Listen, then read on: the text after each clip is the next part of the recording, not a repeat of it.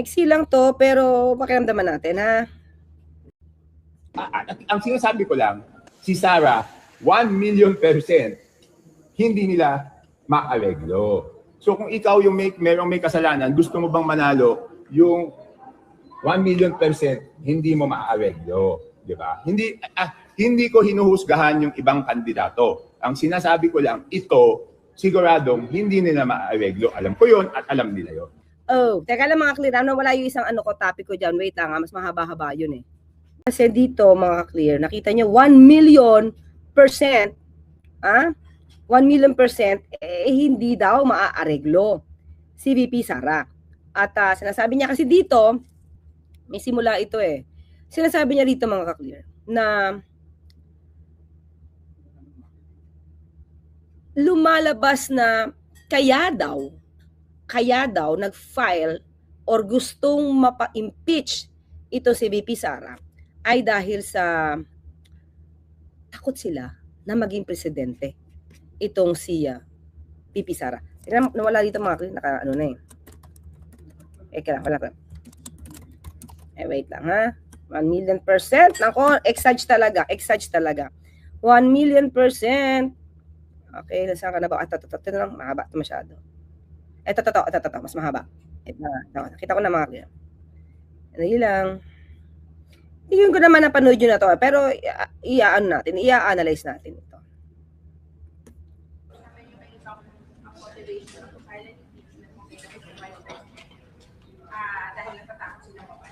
Di ba?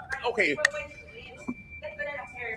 Hindi ba posible ang accountability under other president? Honestly, Kung hindi siya maging presidente, wala namang accountability just because hindi siya president. honestly, tingin nila maareglo nila iba. See? Dito lang sa akin mga ka-clear. Ito sa akin. Alam naman natin. Alam natin kung sino ang nagsimula ng pag-iimbestiga tungkol sa flood control mess.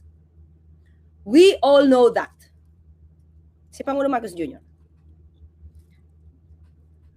Kung Toby, siguro naman nadinig mo yung parte na noong panahon ni dating Pangulong Duterte, 2020, puno na ng ghost projects ang administrasyon ni dating Pangulong Duterte. Tanong, nagpa-imbestiga ba ang Duterte nun? Diba? Diba na mayagpag? Lagi ko naman ito ulitin kasi may bago na namang sinasabi si Kong Toby dito. Na mayagpag. Diba? For 6 years. Diba? Ng panahon ni dating Pangulong Duterte. O sabihin na lang kung 2020, 21, 22, 2024. 2020, 21, 22, 23. 2 years na lang, halimbawa, since 2020. Nakapag-ano ba siya? Nakapagpa-imbestiga man lang ba siya? May napakulong ba siya? May napa-imbestigahan ba siya na malalaking isda? Tanong ko lang. Noon, nung sinabi ni dating Pangulong Duterte na may ghost projects since 2020, si Kong Toby ba nag-ingay? Tanong natin. Diba? Yung mga diskaya, diba, since 2016 to? 2016 sila na mayatpag. Meron ba siyang iningay? Diba? Pero ngayon, ang paniwala niya, ang makakasolve lang ng flood control mess ay walang iba kundi si VP Sara. So, anong tingin ni Kong Toby Tiangco sa pamumuno ng Pangulo? Diba? Ano ito? Dami tuloy nagsasabi, mukhang PR, campaign manager na. Di umano. Mukha lang naman. Pwede naman niyang i-deny to, di ba? Pwede naman niya i-deny. Sabi naman niya hindi siya makasaray. Although, mga clear, minsan sa salita, sa body language, makikita mo naman. So, kung nagkakamali ng interpretasyon ng ibang tao sa kinikilos ni Toby Tiangco, edi siguro mas magpakita siya ng ibang kilos para makitang neutral siya. Diba? Kasi hindi man lang niya na-appreciate yung ginagawa at ginawa ng Pangulo para ma-i-open ang anomalya patungkol sa flood control mess. Diba? Tapos, babanggitin niya ngayon na 1 million percent na hindi maaareglo ang Vice Presidente. Teka lang. Bago mo naman siguro dapat sabihin yan at ilagay si VP Sara sa isang pedestal at iangat mo at para ba ang linis-linis ng Vice Presidente. Diba?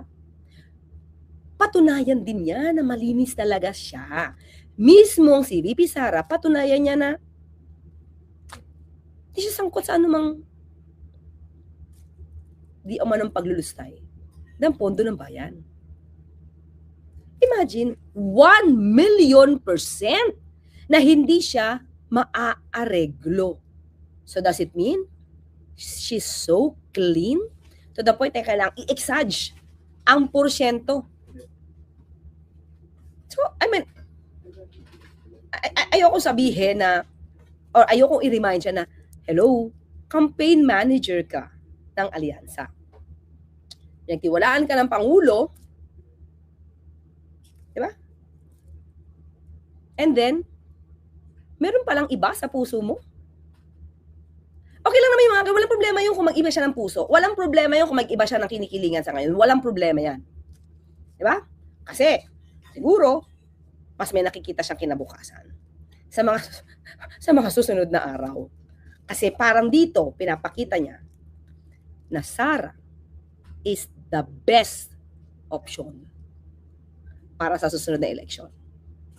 Yun yung nakikita ko, mga kapatid. Kung yun yung nakikita niya, masama ba yun? Hindi. Hindi na masama. Diba? Kanya-kanya yung pangitain. Diba? Pero, sana, bago mo iangat at ilagay sa pedestal ang isang VP Sara, itanungin mo naman muna, ano nangyari sa confidential funds? Diba? Parang yung tingin niya kasi, ito, may ebidensyang pinapakita laban kay VP Sara. May impeachment complaint na hinihiling ngayon sa House. Pero ang focus mo pa rin, diba? Sa ibang tao. Diba? Good evening, Attorney Claire. Please elaborate yung 1 million percent. Diba? Hindi ko mag-guess. Okay, Philamore. Ganito yan, Philamore. Okay? Okay. Dito. Teka lang .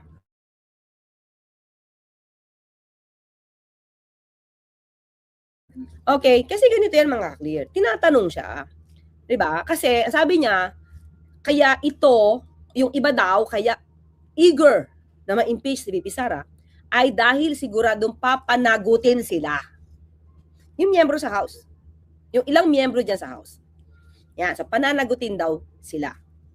Kaya, ikaw ba naman, sabi niya dito, kung ikaw, alam mo na mapapanagot ka kapag nanalo si VP Sara sa pagka-presidente, talagang ipupush mo na ma-impeach.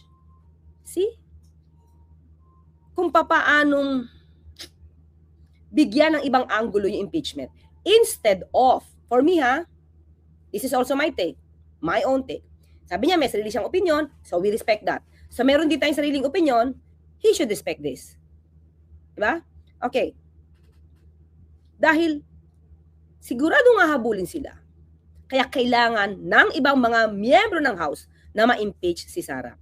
See, hindi niya man lang tinouch kung ano yung credibility ng mga nag-file ng impeachment complaint laban kay VP Sara. Hindi man lang niya tinake up dito kung malakas ba, mahina ba yung impeachment complaint. Ang gusto niya mangyari dito mga kakilala, kasi lumalabas daw, mga Madriaga, wala namang ebidensya laban sa Pangulo, parang hindi naman tinuro ni Madriaga si Pangulo.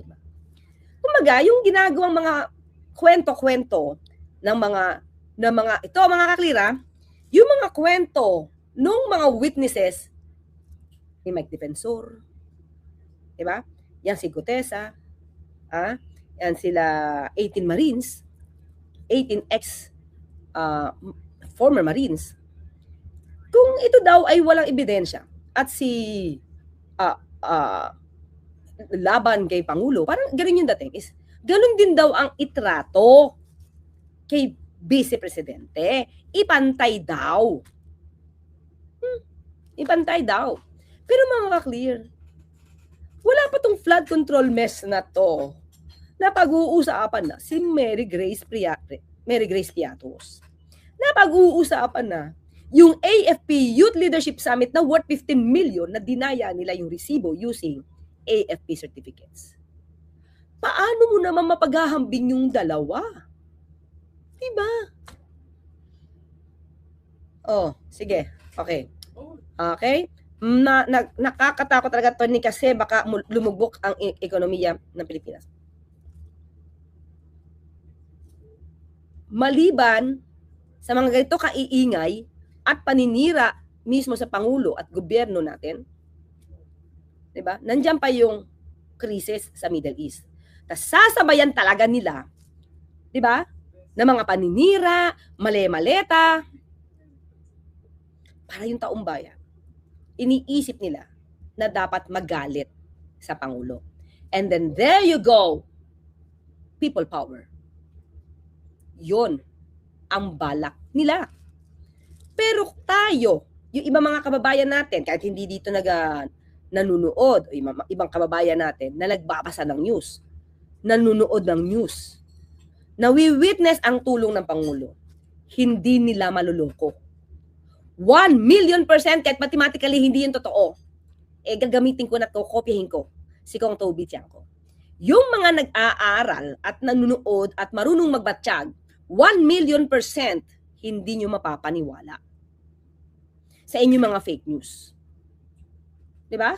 So, tuloy tayo sa pagmamalaki ni Kong Toby. Ha? Saan na siya? Ito. Ayan, tuloy. Pero si Sara, sa tingin nila, hindi na maareglo yun. Kahit, maging totoo tayo, kayo paano ba kayo mag-isip? Sa tingin nyo ba maareglo si Sara o hindi? Okay, kayo tatanungin ko, definitely no. Diba? Ang ganda-ganda ng dating ng isang VP Sara, malinis ang dating. Malinis niyang pinoportray ang isang VP Sara. Diba? Kaya tuloy ang daming sasabihin, PR ba to? PR ba to? Diba parang, ang tanong tuloy ng iba, campaign manager ka ba ng alyansa?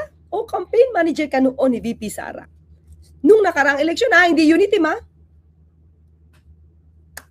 Diba?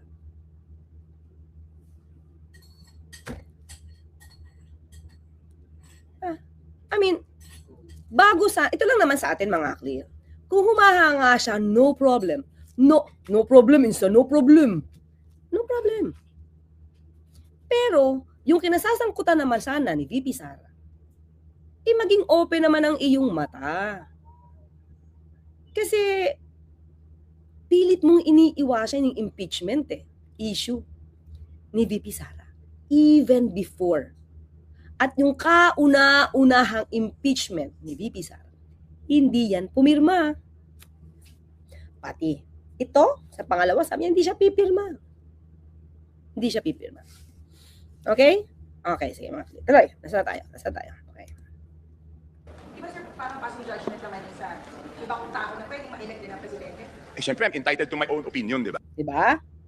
Ibig sabihin, hindi naman siya lang yung magiging presidente, pwede naman may ibang lumaban. Pero parang ang dating, mga kaklit, sigurado siya na si VP Sara yung magiging presidente. Kaya takot na takot daw yung mga taga-house. Bakit naman niya ramdam na magiging presidente si VP Sara? Diba? Kung sa tingin niya, ito sa akin kung campaign manager ka ng Pangulo, pinagtiwalaan ka ng Pangulo, tapos hindi mo kinakapit, yang inaangat mo sa pedestal, yan ang nagbanta sa buhay ng Pangulo, sa buhay ni First Lady, hindi ko nasasama. Si Speaker dati, Speaker Martin, bakit galit ka dun So, tanggalin na natin siya sa equation. Ha? Tanggalin na natin yan. In the first place, hindi ko kilala. Siguro kilala ko kasi may pangalan Pero hindi kami nagkakausap man lang ni Speaker. Dating Speaker Martin. So, alisin na natin sa equation. Doon lang ako sa first couple. Nagbanta sa buhay ni Pangulo at ni First Lady. Nagbanta, nagmura, may kakilalang assassin. Ilalagay mo sa pedestal na ganyan, na parang ang linis-linis without even, wala pa she has not yet answered completely regarding the issue, or let's say, issues surrounding confidential funds ng OVP and DepEd. Diba? Naging mukhang tao na ngayon, si Toby, dati mukha siyang panahon niya ni Digong.